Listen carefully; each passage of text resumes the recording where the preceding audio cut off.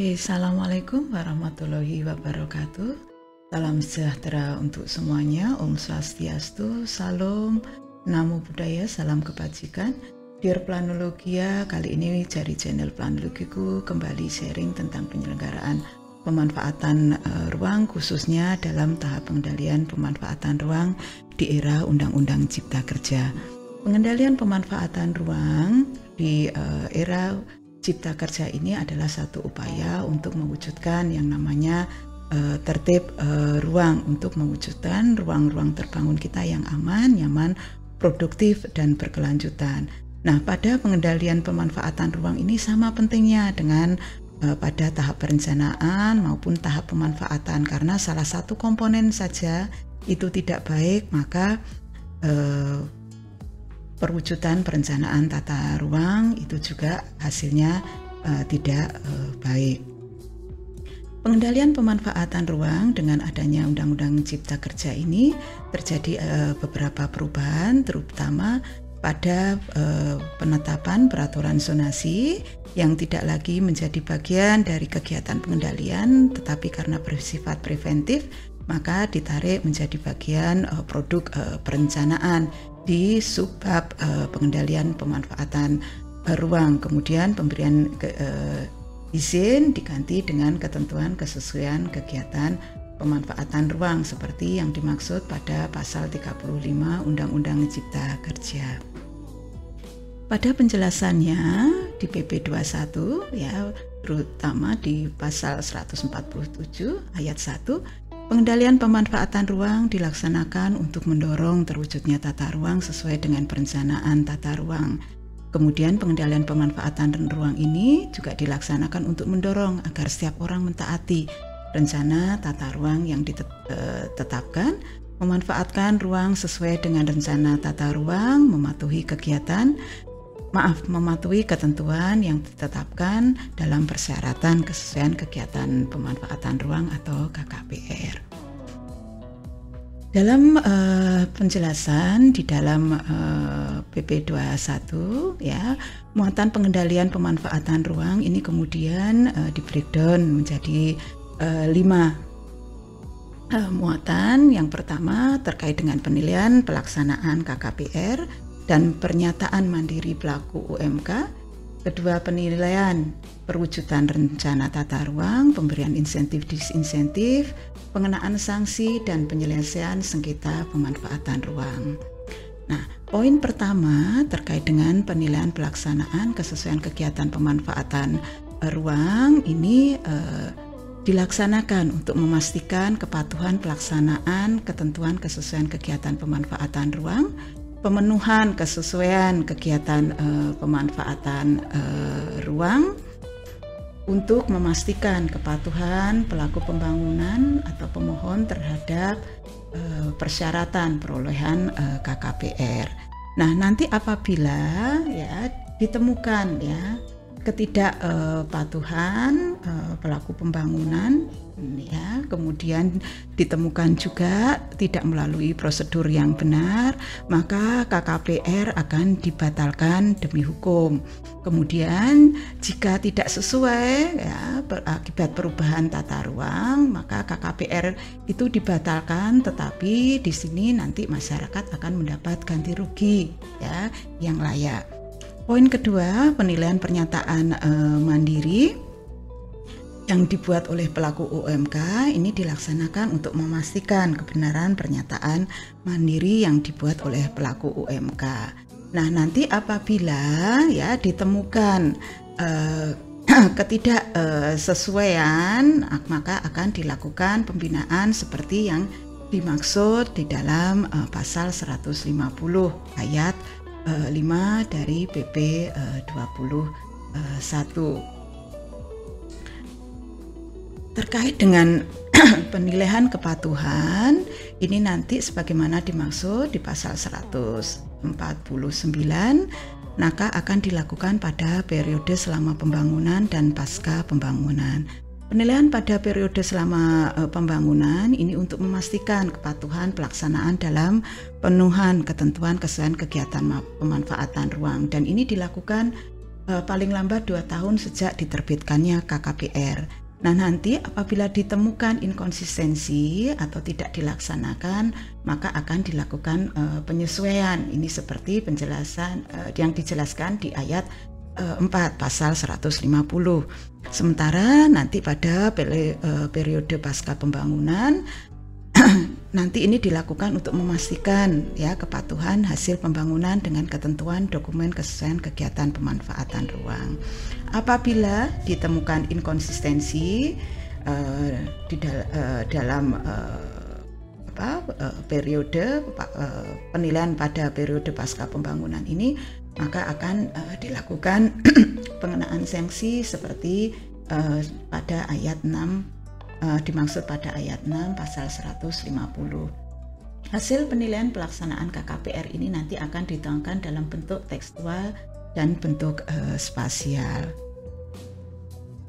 Nah, kemudian penilaian pelaksanaan KKPR ini akan dilakukan oleh pemerintah pusat dan dapat didelegasikan kepada pemerintah daerah sesuai dengan kewenangannya. Nanti terkait dengan ketentuan lebih lanjut mengenai pendelegasian kewenangan, ya, ketentuan lebih lanjut mengenai tata cara pemberian ganti rugi yang layak, dan ketentuan lebih lanjut mengenai tata cara penetapan hasil ini akan diatur oleh peraturan tersendiri, baik di peraturan menteri maupun peraturan presiden seperti yang dijelaskan di pasal 152, 153, dan 154 dari PP 21 tahun 2021. Bagian kedua terkait dengan muatan pengendalian pemanfaatan ruang, ini adalah penilaian perwujudan rencana tata ruang.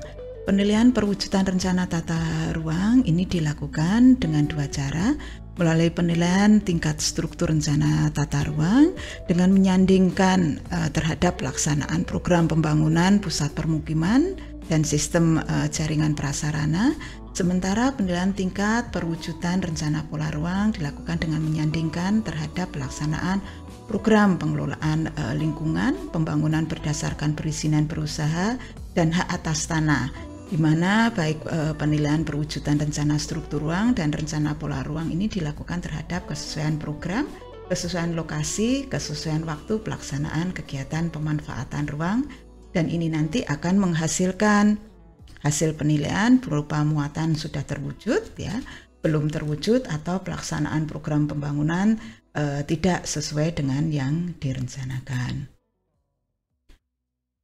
Hasil penilaian pelaksanaan KKPR dan penilaian perwujudan ini nanti akan membawa implikasi kewilayahan, di mana konsentrasi pemanfaatan ruang tertentu pada wilayah tertentu yang tidak sesuai dengan skenario perwujudan rencana tata ruang, kemudian dominasi kegiatan pemanfaatan ruang tertentu ini nanti dilakukan pada zona kendali, yaitu zona dengan konsentrasi kegiatan pemanfaatan ruang tertentu yang tinggi dan berpotensi melampaui daya dukung daya tampung, dan mendorong zona yang didorong pada daerah-daerah atau ruang yang sangat rendah dan perlu ditingkatkan perwujudannya sesuai dengan rencana tata ruang.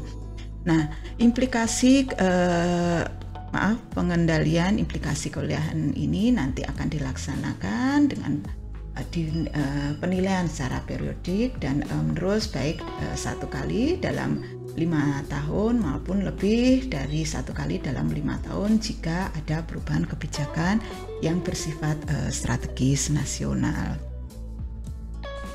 Muatan pengendalian pemanfaatan ruang yang ketiga itu adalah pemberian insentif dan disinsentif. Pemberian insentif dan disinsentif ini diselenggarakan untuk 1. Meningkatkan upaya pengendalian pemanfaatan ruang dalam mewujudkan tata ruang yang sesuai dengan rencana tata ruang, memfasilitasi kegiatan pemanfaatan ruang agar sejalan dengan rencana tata ruang, dan meningkatkan kemitraan semua pemangku kepentingan dalam rangka pemanfaatan ruang yang sejalan dengan rencana tata ruang.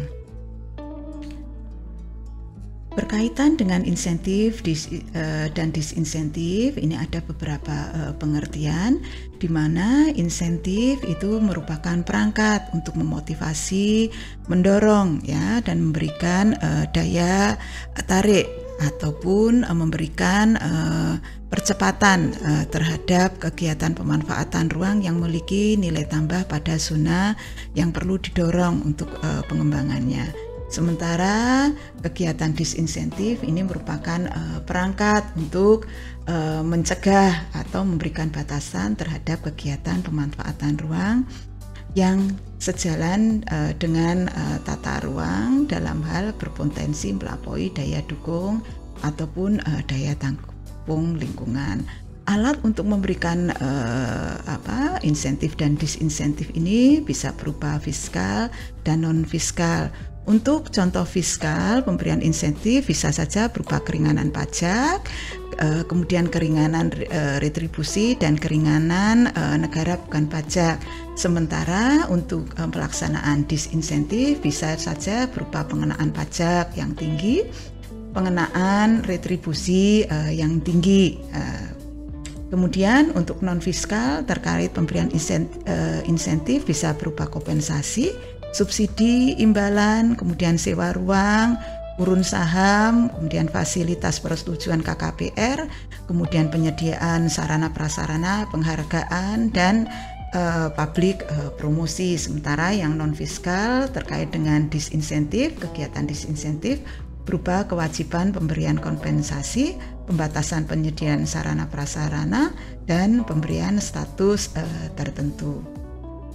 Kemudian pemberian insentif disinsentif ini bisa menjadi kewenangan pemerintah pusat, pemerintah daerah lainnya maupun masyarakat.